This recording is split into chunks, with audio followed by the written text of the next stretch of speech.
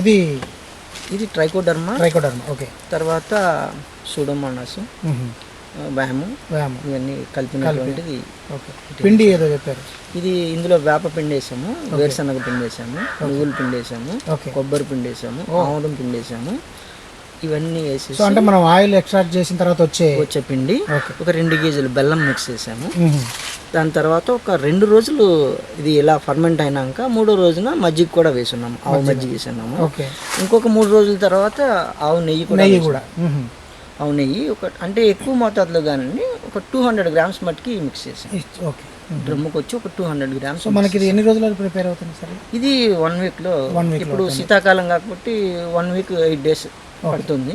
అదే కొంచెం వాతావరణం ఉష్ణోగ్రతలు పెరుగుంటే ఒక 3-4 రోజుల్లో మనకు తక్కువ టైంలో అవుతుంది. దీన్ని మేము మొక్కలకి అప్లై చేస్తాం. దీన్ని అప్లై చేయడం వల్ల సాయిల్ అప్లికేషన్ డ్రెంచింగ్ చేస్తాం సార్. పామ్ ఆయిల్ మొక్కకి అయితే 2 లీటర్లు, కోకోకి అయితే లీటర్. అట్లా.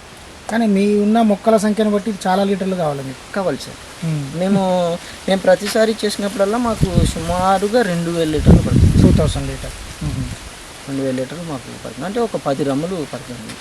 పట్టినప్పుడల్లా 2 కేజీలు ఆవు నెయ్యి పడుతుంది. తర్వాత అట్లాగే ఒక 40 లీటర్లు పాలు పడతాయి. At the same time milk కూడా పోస్తారు ఇందులో. కానీ మరి పెరుగు వచ్చేది మీరు చేయడానికి మజ్జిగ కోసం. మజ్జిగ అంటే పాలు మేము తీసుకోవాలి, దానికోసమని పాలు పోస్తాం. ఇది పోసినామంటే సాయిల్ మీకు చాలా సాఫ్ట్ అయిపోతుంది. మీకు న్యూట్రియన్ అబ్జార్ప్షన్ ఎక్కువ ఉంటుంది, వాటర్ రిటెన్షన్ లెవెల్ కూడా పెరుగుతుంది. నీరు ఎంత తక్కువ ఇచ్చినా సరిపెట్టుకుంటుంది. పైన ఫామ్ అయిందంతా కూడా మనకు మీకు మొక్క దగ్గర ఫామ్ అయిపోతుంది సార్.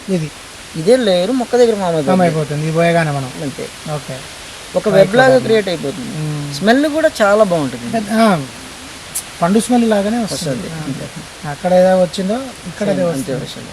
అంటే ఇది ఉత్పత్తి చెడిపోలేదు అన్న దానికి ఉదాహరణ ఏంటంటే మంచి వాసన వస్తుంది, బ్యాక్టీరియా లైవ్ ఉంది, మంచిగా ఉందంటే ఇది ఓకే.